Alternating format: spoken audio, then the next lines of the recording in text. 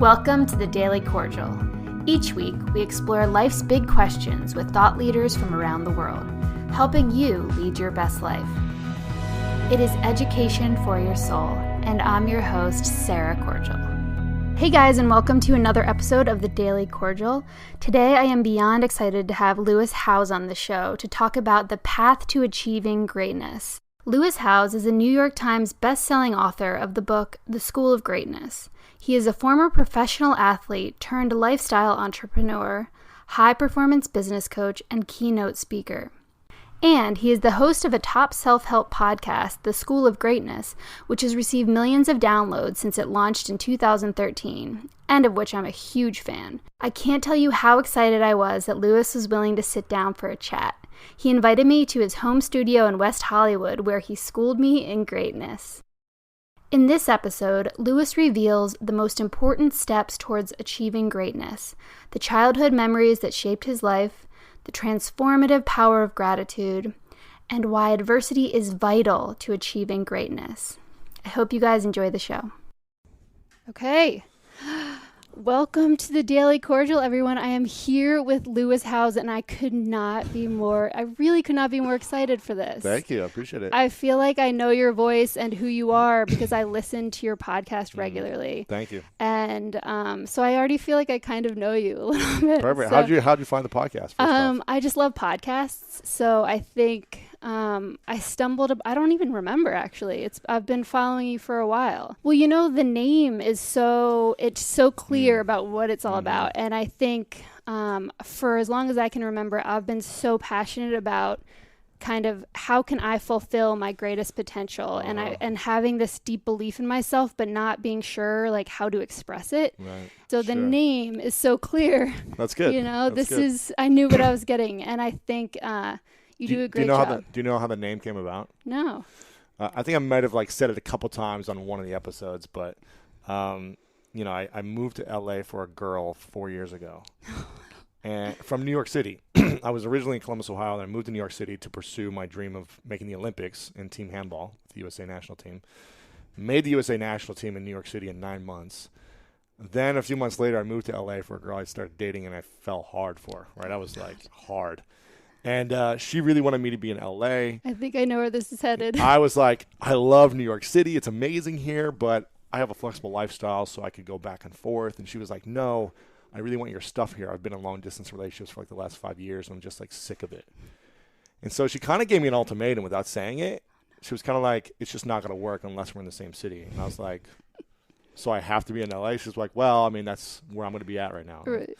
So I was already gone down the wrong path. And I'm like, all right, let me just check it out. I have nothing. What do I have to lose? If it doesn't work out, I'll come back or whatever, you know. I just knew that I didn't want to regret not giving it a shot. I was like, I don't want to think back and be like, oh, what would have happened if I didn't, I admire that. So I left, and my friends were like, what are you doing leaving for a girl? This is the dumbest thing. You would never do this. And I was like, I told myself I would never move for a girl anywhere. But I did, for whatever reason. And the day I arrive, I get rid of my lease in New York. I don't have a place here yet. I'm Airbnb-ing it for a while. And the day I arrive, she breaks up with me. Not the day. The day. No. The day I get here. I have 2 bags, a laptop, and a guitar. How and I'm can you do that? Exactly. It's like, what am I doing? Why did I move here? And so I decided, I was like, you know what? I'm going to stay here. We broke up. I was like, I'm going to stay here. I'm not going to just put my tail between my legs and go back to New York. I'm going to stick it out. And I was just in a funk. I was pissed that I was here. I was pissed about her. I was pissed of myself for making that decision. I was like, what's wrong with me? I was driving in LA traffic. I was pissed in traffic. And I was like, there's got to be, everyone else seems pissed as well in this traffic. There's got to be a way to, inspire people and myself in this traffic to get out of this funk. I love it. And I was like, podcasting can be a great way to, get in front of everyone in these cars who are just stuck in traffic all over the world.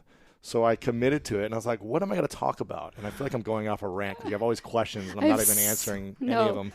And I have actually 3 pages you should see right here. Perfect. I'm out of control. And so I was talking to my friends about it. They're like, okay, you should do a marketing and business or entrepreneurship show. And I was like, nah, I could talk about that all day, but that's not what really lights me up. It doesn't excite me. And I was like, I just want to talk about greatness. And I was like, greatness is just so sexy and awesome. And who doesn't want to be great? Right. And I was also like, I was talking to my buddy on the phone about this. We were brainstorming. I was like, I was horrible in school. I was dyslexic, and I understand the power of education. I just don't like school and that type of learning. So why don't we call it like the school of greatness? And that's how it came about. I love it. Yeah. I love it. That's exciting. It's exciting for me to hear about the birth of it because I'm kind of there in that position right now with my podcast. Exactly. And so it's good for me to know. Mm-hmm. It's exciting.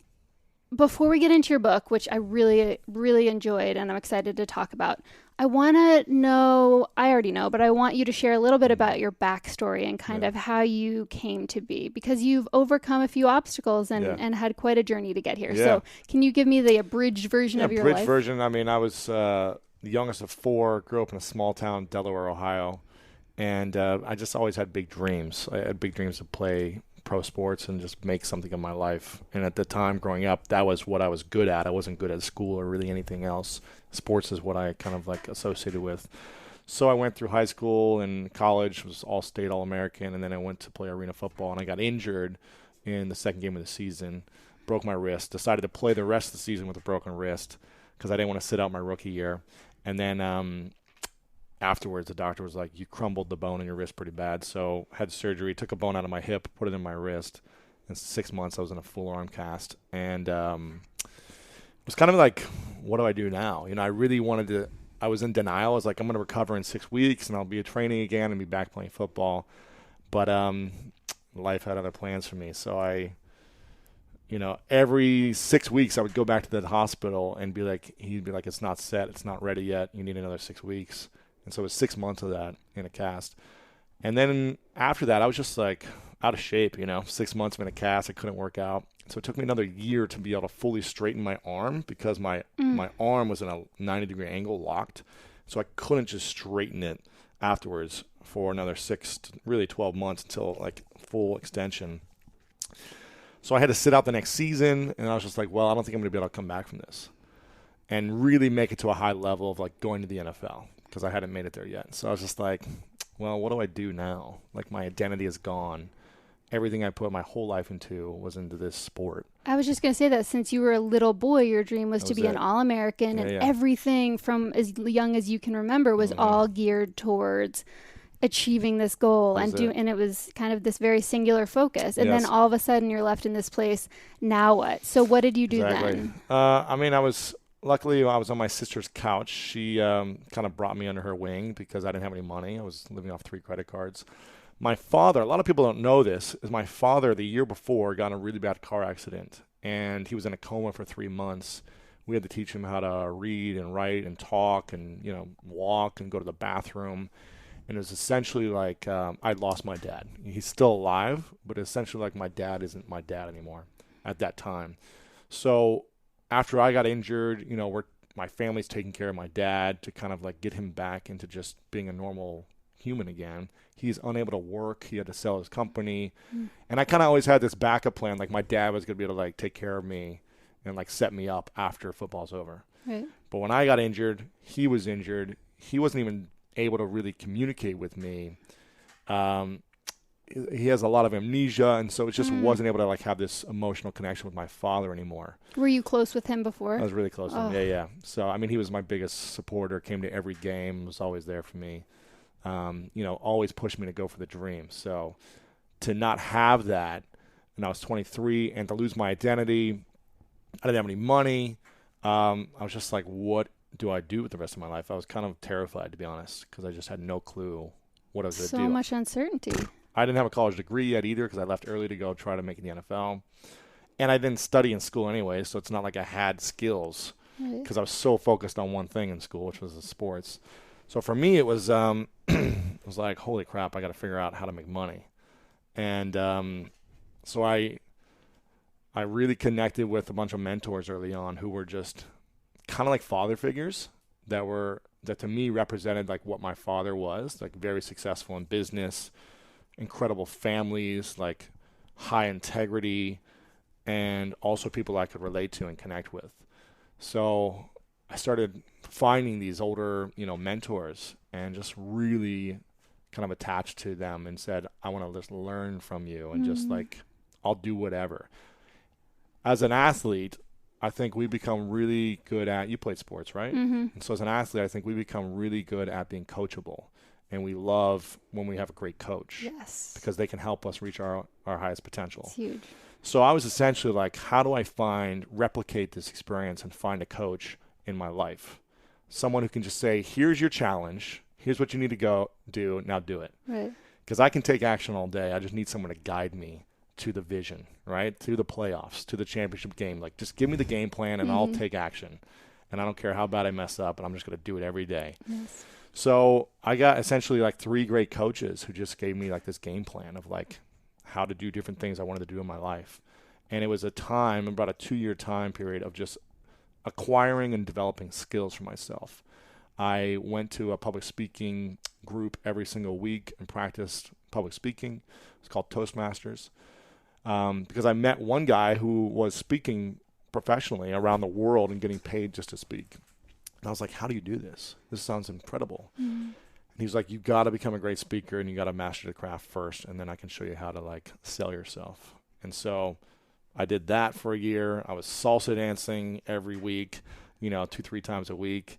I was doing a lot of online marketing research. I was just like reading a ton of blogs, going to a lot of conferences and learning from authors, writers, bloggers about how to build an online business.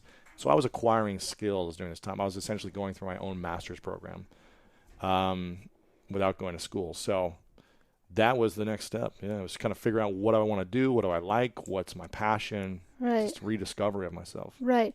And then you had great success with LinkedIn Yes. and with kind of creating different programs and webinars and all sorts of different things through that platform. Yes. And you were able to generate a good amount of income on Yeah, that. after a couple of years of not making any money, I finally started to make a little bit teaching people about LinkedIn because I was just heavily on it so much and people had asked me about how to use it. Right. And then I created an online course that taught it. That was like a $200 course. And I think we sold like 25,000 in courses. I mean, we sold a lot of them over a couple of years.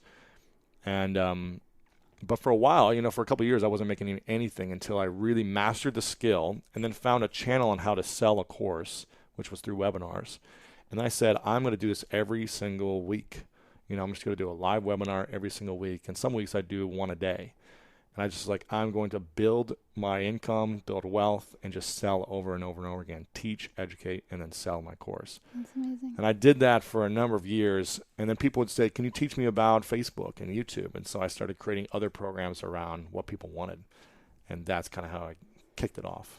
Okay, and then you said you had a lot of early success throughout your life, and then coming to where we are right now in the story of the LinkedIn. And but then in the book you say that it kind of didn't satisfy you and fulfill you in the way you hoped it would, and that you felt called to a greater purpose. Can you elaborate on that a little bit? I mean, for me, my vision was originally to get off my sister's couch and to feel like a grown-up. And what I mean by that is I couldn't afford my own apartment. And so I was like, how can I feel like a grown man? Right. Which is having enough money to just pay for myself and not rely on my siblings. Right. So that was my initial goal. And I was like, I just need to make money. And I found something that I liked to help people, and I was making great money. But I was like, this really isn't impacting people to the level I want to impact after a couple of years. I kind of got burnt out with it. I just was tired of talking about how to optimize your LinkedIn profile. Right. It was not inspiring to me. It served a purpose for a period of time, and I think everyone needs to figure out what we're all going to go through different phases that's going to serve a purpose, and then we're going to move on. So it was perfect for me. But then, like I said, I'd moved here. I actually sold that company where we created all these courses with my business partner. And so I didn't have that business anymore. I didn't have the girlfriend anymore. I was in LA, and I was like, I have all this free time. What do I want to do? And that's where the School of Greatness came about. I was like, I really want to do something I love. Like you said, you'll do this because you're passionate about it, this podcast. And I was like, I just want to do something that matters to me, and then I can make an impact on people that are a part of it. And I want to build a movement of inspiration. Yeah. And that's where the School of Greatness came. I was just like, this is the next step, and I don't care if I remember saying to myself, I don't even want to make money the first year off of it. I just want to create something inspiring. Yeah. And then actually sponsors came to me quickly. They were like, this is great. We want to be a part of it. So was interesting. And another thing I thought was interesting is that you said you were driven by the wrong things in those early accomplishments. Can you tell me what those things were? I mean, I was driven by achievement and acknowledgement. You know, I think as a kid, I was the youngest of four. I didn't get a lot of attention. And I didn't get attention by my peers. I was like the dumb kid in the special needs classes. I didn't get attention by my parents and my siblings, or at least I didn't feel like I was getting the attention. Mm-hmm. I knew that they loved me and they were there, but I didn't feel like I was getting what I needed. And I didn't get any attention from women, you know. I didn't get attention from girls either. So I was always alone as a kid, playing by myself, always alone. So I was really driven to prove people wrong. I was like, you're wrong about me. I am like special. I am great at something. Let me just train myself to beat everyone. So you have to recognize me. And there was a time, it's funny because there was a time, third or fourth grade, where I was picked last on a dodgeball team. Like we had two captains in the class, and we played like a recess dodgeball game for our class of like 40 students or something. And there's two captains, and they went through and picked all the guys first, then they picked all the girls, then I was the last one. That they just like default, I was on the last team, right? And I remember just like, man, I just felt like this sucks. I'm so unacknowledged in my life. So I was driven to prove everyone wrong. I was driven to beat everyone, to be number one. And I remember like I achieved everything I wanted, essentially. I was like achieving everything along the way in my teens and my 20s. And I remember feeling very unfulfilled when I would achieve these things. I was like, why am I just got everything I wanted. Now I'm unhappy. I was like more unhappy than ever before. And I think it was because I wasn't coming from a place of love. I was coming from a place of anger and resentment and frustration. And it wasn't until I became aware of it, probably like when I was 29, 30, I became aware of it. And I was like, wow, I've been doing everything for the wrong reasons. Like I've been getting the results that I want on the exterior, but the interior result is not what I want. Mm-hmm.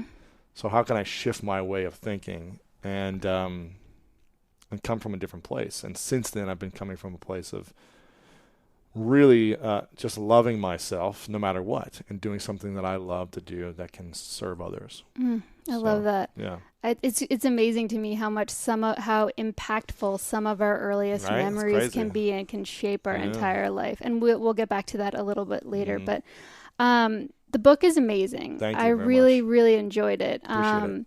For those who haven't read it, Lewis takes information and advice from different guests that you've had and your own life experiences to share different methods to greatness and different actionable resources, which I love, like things you can actually do. So in one sentence, how do you define greatness? Greatness is discovering and cultivating the unique gifts and talents we were born with, to pursue our dreams. It's discovering what our unique gifts are, to then pursue our dreams, to make the maximum impact in the world possible. In my mind, that's what it is. Oh, I love that. I love that. I love you say in the book, greatness is something that is unearthed and cultivated from within. And I love how you describe it as this living and breathing thing that we can nurture and grow. I picture it like a little like plant or something. Yeah, exactly. You just have to keep on nurturing it. Do you believe that everyone has greatness in them? And do you believe that we all were put on this planet for a specific purpose? I believe we were. And I believe we have greatness. Everyone has greatness within them, because there's so many examples of people that didn't have anything who then changed their way of thinking and then changed their actions, and they create something for themselves. I think you need to define what greatness is to you. But from my definition, when someone discovers and cultivates their unique gifts and talents to then pursue their dreams and make the maximum impact on people around them, I think anyone can do that. Anyone can figure out what their gifts are, can pursue their dreams through their gifts, and then impact people around them with that dream. So for me, it's not like curing a cancer or making $1 billion. It's impact and fulfillment. That's what it is.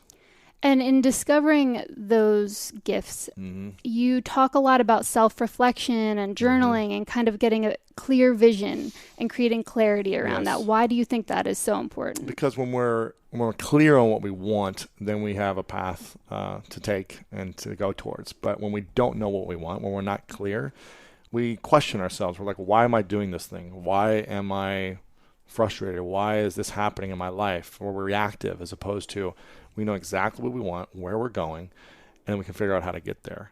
So for me, it's just a matter of getting very clear on your vision, because that's what's going to fuel you every single day is your vision. If you don't have a clear vision that's powerful, then you're going to be wondering, why am I here? What's the purpose? Right. And you can get lost along the way and Very get swept easily. off in different directions. Yeah. I love how you talk about falling in love with adversity, because I think that is huge. I mean, there's not many things that are certain in life except for that you will encounter adversity. And if you train yourself to react and respond to it in a positive way, it's going to make such a huge difference. Right. It's been a huge practice of mine. So That's I loved great. everything that you said. I love this quote from the book. It says, you say, "At some point, adversity happens in everyone's life. It usually comes unannounced, and it doesn't arrive with flowers and candy. Yep. It takes different forms and hits each of us differently, but learning to address and overcome it is all about bending, not breaking in the face of daunting situations. It requires connecting your head and your heart to that deep well of energy within to push you forward in a positive direction." So when we encounter adversity, what is the first thing we should do? I think we should be aware of it, be aware of it and acknowledge it, because most of the times we just get lost in the trap of it. We start reacting. We start becoming a victim of it. So take responsibility, be aware of it. You can write it down. You can acknowledge it to yourself. You can say, oh, okay, I'm experiencing adversity right now. And I think that's the first thing, just to have the awareness of where you're at in your life.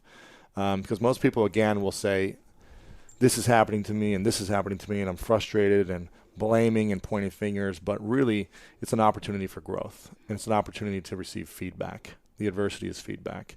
Again, when I think of like sports analogy, bend don't break. It's what a lot of people say in football. It's like our defense is great because we'll get people down to the 10-yard line, but we won't let them score.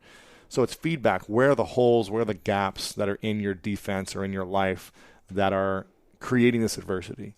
And look at it as like game film. It's just something to be aware of, to look back on and see, where am I making a mistake, or what do I need to learn here to move forward to get to my next goal. Adversity, again, is great because if you want to achieve anything great, you're going to have to do something you've never done before to get to the next level. So there's going to be a gap. And in that gap, there's like lots of lessons. You just don't know everything you need to know yet to get to the next step. So there's going to be adversity all through to getting to the next step. And then when you reach the ceiling, that becomes a new floor. And then if you want to get to the next step, you're going to have to hit the ceiling again. So there's going to be more adversity to get there. So no matter where you are on your journey, if you want to achieve anything great, there's going to be adversity. So just be aware of it, take it in, and say, what can I learn from this experience? I love that. And I love how you say failure is feedback. Yeah. That's huge. That resonated with me. Yeah. And I also love how a lot of, the greats, they shift their perspective around adversity, kind of just like you were saying. They take the obstacles and they embrace it as a gift of, okay, what is this here to teach me? Or, where is that gap? What is this trying to tell me? And I love the idea of meeting adversity with gratitude. You talk about Kyle Maynard, and he's born with no arms and legs, and then he goes to work with veterans, and he has gratitude for the fact that he was born with no arms and legs and didn't lose them like these veterans, because he doesn't know any different. I mean, talk about, It's crazy, huh? There's so many stories that I've done. One was a college football coach who lost his newborn baby at 10 days old. And it was one of the most heart-wrenching stories I've ever done.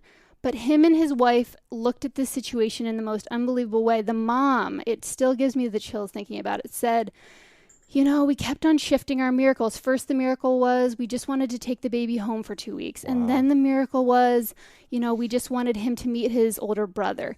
And then the miracle became we just wanted him to die in our arms. And he did. Wow. And so we were so grateful. Oh, my God. I was like... That's crazy. it's amazing how our perspective and the way we're are looking at life can just shift our entire experience. Right. So gratitude in general, how can we strengthen our ability to be more grateful? It's a daily practice. It's like a daily routine and ritual. I embed it in every aspect of my day if I can. From the moment I wake up, I say what I'm grateful for. I'll either journal it or I'll say it to my girlfriend or whoever the first person I talk to. It's just, here's what I'm grateful for. And I'm also asking people all the time, what are you grateful for? So by evoking gratitude out of someone else, you're not only shifting their perspective and their day, but you're also creating the conversation of gratitude. Then, on my voicemail, when anyone calls me and they leave a voice message, the first thing I say is, tell me what you're most grateful for, and then I'll call you back. Oh, I love that. So I'm creating opportunities throughout my day that constantly bring about gratitude. And then before I go to bed, I always ask the last person I talk to, what are 3 things you're grateful for from today? My team meetings with my team, before we get into anything, everyone goes around and says what they're grateful for today. So it's just a practice. It's a daily reminder, because I can be negative and resentful with the best of them. I can be angry and frustrated and point fingers and all those things with the best of them. That's why I practice daily to not do that. Yeah. Because if I don't practice it daily, then I'll easily get caught up in reacting or something, or frustration. Right. As opposed to being in the perspective of like, this is a great opportunity and look at all of the great things that are happening, as opposed to focusing on what's not happening. Yeah. Oh, I love that. The champion's mindset. Mm-hmm. I think, having control of our minds is so important, because Yes. it just touches everything, every moment of your life. Your brain, is not going anywhere. Yeah, we talk about physical health. A lot of people focus on physical health and working on your body, but the mental and emotional health is just as important, if not more important, because it affects everything in your body and what you create in the world. So the mental side of things, developing the champion's mind, and what I really mean by that is belief in yourself. So many people doubt themselves. So many people say negative things to themselves, either outward negative expressions or inward, constantly saying, I'm not enough, I don't believe I can, I don't have the education, I'm not old enough, I'm not young enough, whatever it is. They're constantly saying they're not enough. And so you've really got to shift the way you think about yourself, not in an egotistical way, but in a way that is just grounded and powerful in believing in yourself. And when when you see great athletes do an interview after a big game, it's usually one of the 2 responses. It's first, like, I give all the thanks to God or Jesus or whoever, and nothing is possible without him. Or it's the, Muhammad Ali approaches, I'm the greatest and I knew I was going to win. It's either one. It's like this cocky confidence of belief, or this belief in a higher being that's giving them the power and setting them up to win. In either way, both of them are right, because they believe in themselves. They believe so strongly that they have the power to do something great. They're not saying, oh, I wasn't sure of myself, or I've been pretty, doubting that we have a chance this whole month preparing for this game. It's like, no, they have certainty. And I think that's what is part of the champion's mind, is building this belief of it is possible and I'm going to make it happen. I was actually going to read that exact quote later. So which camp are you in? Where does your greatness come from? What do you believe? For me, you mean either side, like the it's higher either power? you are great or there's a higher power. I definitely believe in a higher power. I might be a little bit of both. I don't put it like I am the greatest or something, but I believe in myself. I believe in like the work that I've put in over the years, the experience that I put in. And I say, you know what? Yeah, I've done the work. I've created the results. I've got the experience. So I have nothing to be afraid of. I can just go out fully and express myself, whether it's on stage or in a sports competition. And I always know that I can give 100% hustle. And I can give my best. And no matter what, like, I can be happy with that. You talk about the importance of practicing positive habits. Yeah. Which is really important. What is an example of a negative habit that you had that you replaced with a positive habit? I used to never make my bed, and it was just like sloppy. I'd wake up and just like roll over, go about my day, and when I come back at night, it's just like go to bed in a sloppy bed. And I always felt like messy. My life felt messy, and I didn't feel as productive or on time or clean, like in my decisions, and it just when I shifted it and started making, I met a Buddhist monk who said the most important thing you should do every day is make your bed. I was like, really? And he's like, talked about why the Navy, everyone in the military, the reason they get behind it and they make their bed is to really set themselves up to win for the rest of the day. You're completing something. There's a positive loop that happens when you complete something right away. You clean the energy in your room.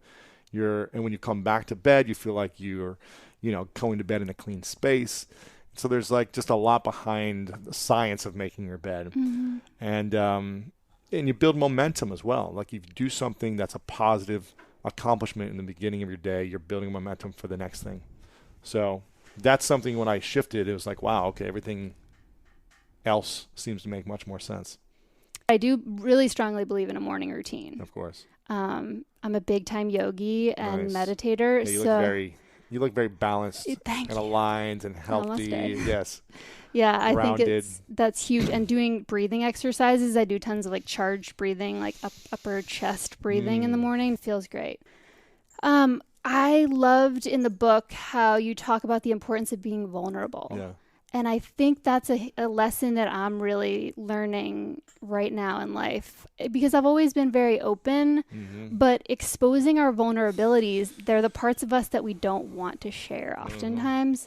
And I was really touched by the courage in the book where you shared your childhood stories. I mean, many of them, but particularly the story from your childhood when you had this outburst at the basketball game. Are you comfortable talking about that a little bit? Sure. Yeah. I mean, I got in a really bad fight a few years ago here in LA. Is this what you're talking about? The basketball game? Yeah.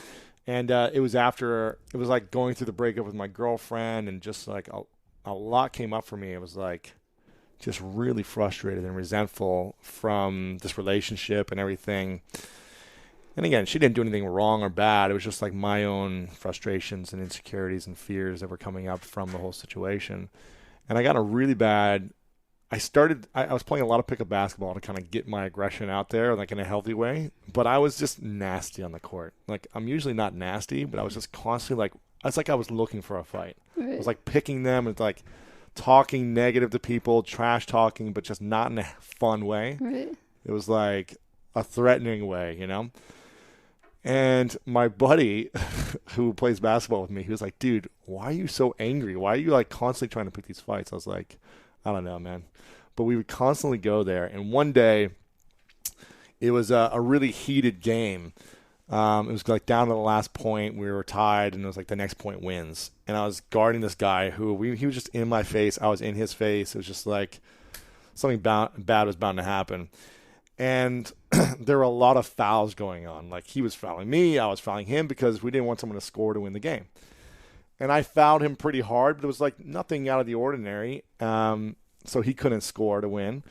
And he got in my face and he headbutted me. And it was kind of like I wanted him to. I was like, I wanted him to touch me, so that I had like a reason why I could hit him back. And then I just destroyed this guy. I mean, it was really scary actually what I did. And just got in a really bad fight with him, and he was just bleeding all over the court. It was just like a huge gash in his head, and I was just like, what did I was terrified. I was like terrified of what I was able to do. And I went home, and I remember thinking, like, why am I doing this? Why am I so angry? Why am I so frustrated? And I just started to like uncover and unpack a lot of the reasons why I was like triggered in so many ways. Triggered from the relationship I was in, triggered from this guy who I just got in a fight with, triggered from whatever, people in my business, or triggered from anything. And I started to become more aware of why. And I just said, I'm going to go unpack everything from my whole life. From my brother going to prison, from my parents getting divorced, from, feeling bullied as a kid. I was sexually abused as a child as well. And I just started to uncover like all these reasons why I was so defensive and guarded and not vulnerable. And I wasn't willing to show my vulnerabilities. And when I became aware of it and started to forgive myself and forgive others for things that happened in my life, that's when I created freedom. The forgiveness created the freedom for me to move forward in a vulnerable, loving way. And that was game changer. And that was a few years ago. So, I mean, it shifted my life. It shifted my business, my relationships with my family, my friends, my girlfriend now. And it's just been incredible. And I think a lot of people hold on to things. We hold on to our past. We hold on to things that people did to us or didn't do for us. And we get resentful. And we maybe don't express it verbally, but it comes out in other ways. So I'm still not perfect. I still get triggered sometimes, but it's a constant awareness of being like, okay, here's why I'm reacting. Right. That's not me. That's like my ego talking.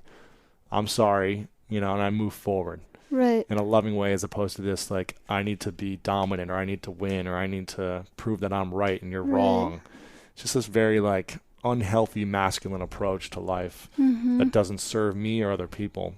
And it supported me in achieving certain goals and being driven and moving forward, but there was a cost to it that there was a negative effect to it as well. This unfulfillment, this, like, challenge in certain relationships, this fight that came about, there's like these negative reactions to it as well. So once I started to really understand and uncover those things, it shifted my life forever. Just instantly?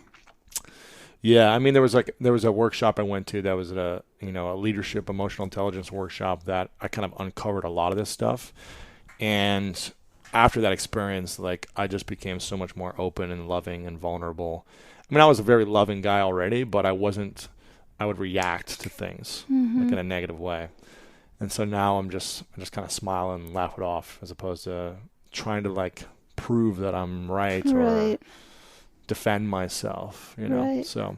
And the reminder that this isn't about now. This is about something that happened exactly. maybe a while ago. Yeah. So, and it's a constant practice. Again, it's a daily practice of, like, developing myself and growing. You talk about being of service to others. And that was something that you discovered maybe a little bit later. Yeah. Tell me why that's important.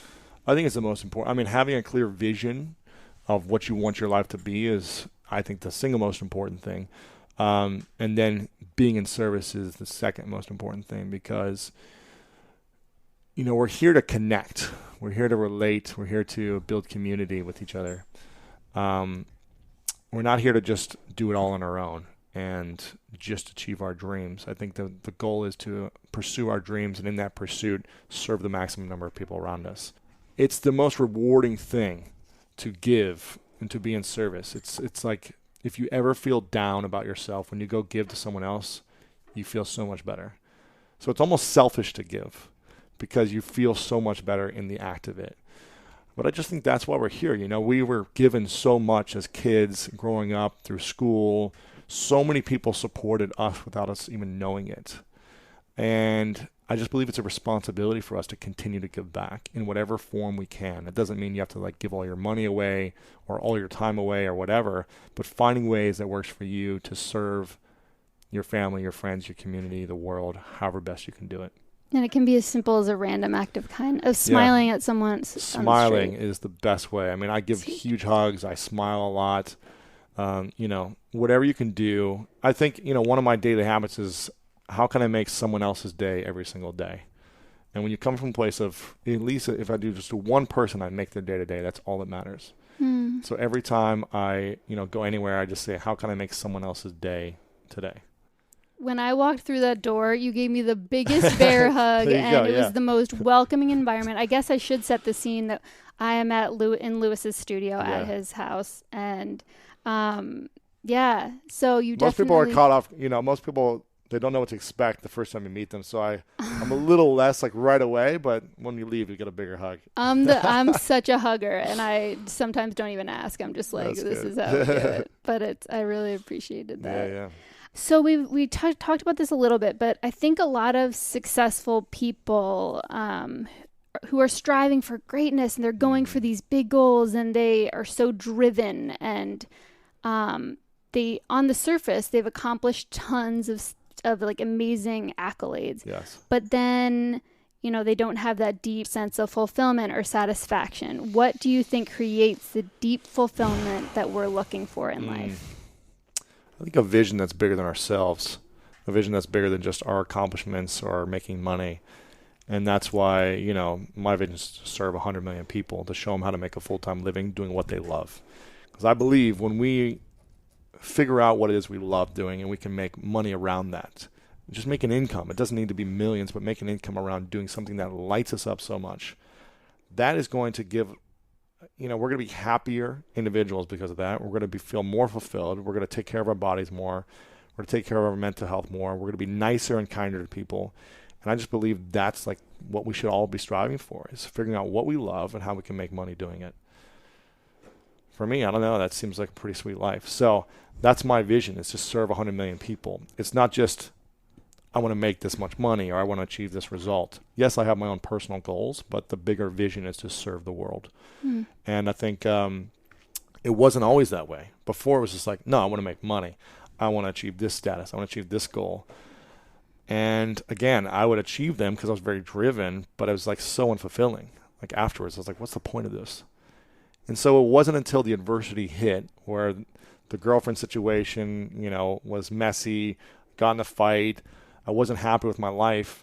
The adversity actually created incredible feedback for me to show me what wasn't working for me in my life and a new direction to go towards.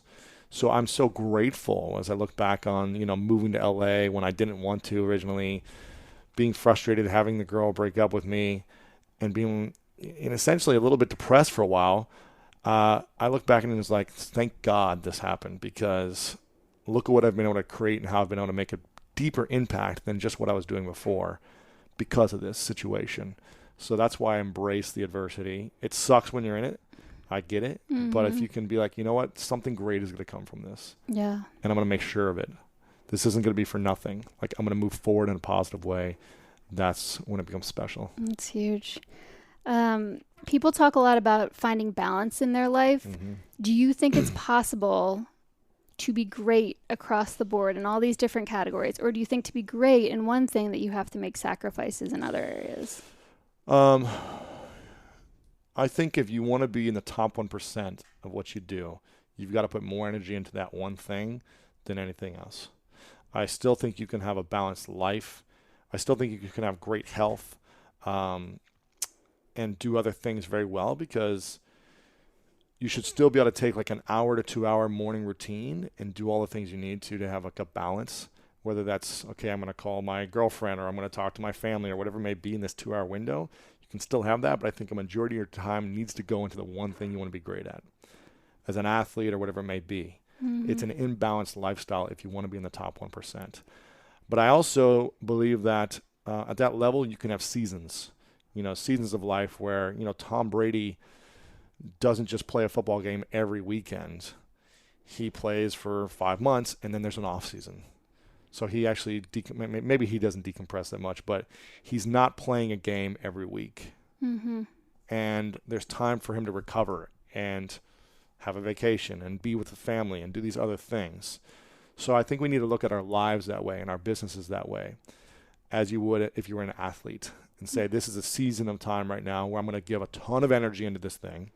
And it's going to be my life. I'm going to be obsessed with it. I'm going to consume myself in it. I think if you want to be great at one thing, you've got to obsess over it for a certain period of time in order to reach a certain level. And then it's about tweaking and refining. But it's actually good to take a step back and reflect. Sometimes when I don't play basketball for a while, because I'm like in a rut and I'm not doing as well, I'll take a few months off and I'll come back and I'll feel like I'm Michael Jordan. Like I don't miss a shot. I've got so much energy, and it's that reflection time that allows us to come back even stronger. So I look at it as seasons of our lives, and being imbalanced part of the season, but rebalancing after the season's over. What book has been most transformational for you? The Alchemist, hands down, is huge. Great. The Alchemist, it must have been the timing that I read it. I read it about 10, 11 years ago when I was going through another breakup. And it was like just after football it ended, and I was like trying to figure out what is the purpose, what am I doing? And the whole essence of, the treasure you're looking for is always within you. It's right in front of you. You just got to like dig in and find it. And that life's about the journey. It's not about the destination was really like a powerful moment for me. That one. And then The Way of the Superior Man. Wow, that's powerful. I don't know if you've read that one. It's right there. Way of the Superior Man. I think every man and every woman should read this book to learn more about relationships. In my opinion, it's just such a game changer of a book. So, All right, I will read it. yeah, I definitely think you should. Perfect. Who has been your most influential teacher? I'd probably say every girlfriend I've ever had, because I learned so much about myself. You know, what holds me back, my weaknesses, my strengths, like everything. When I'm in a relationship, I learned so much about intimacy, connection, creation, what's possible, you know, everything. So it's every relationship I've been in, I'm like, man, it's crazy. Women are fascinating, you know? And relationships are fascinating. There's just no greater teacher than being in a relationship. Gosh, that's so true. I love that answer. It's not what I was expecting, but it's There's no greater it's teacher. accurate.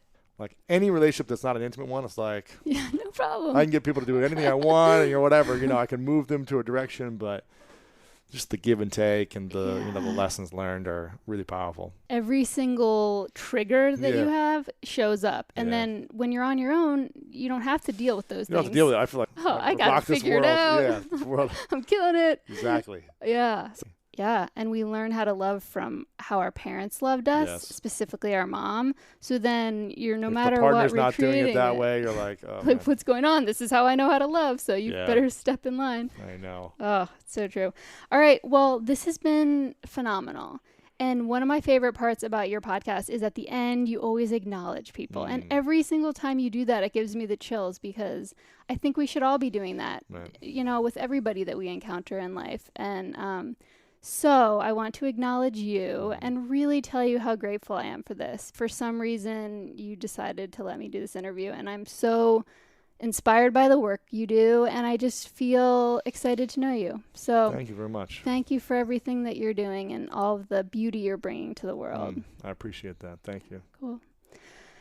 All right. Anything else that you want to say? Your dreams matter, and it's the most important thing you should be focusing on. If you're not pursuing your dream, then why are you alive? Gosh, I like that. I would just ask yourself that question. Like, if I'm not pursuing my dream, then what am I here to do? Yeah. Like, what are we on this planet to be doing? I believe it's to pursue our dreams, because that's what's going to inspire us the most in the pursuit, and it's going to inspire others around us the most to pursue their dream. And I just think that's going to make us happier, more fulfilled, and make life more fun. Yes. Oh, I love it. Thank you so much, Louis. This has been a pleasure. Thanks for having me.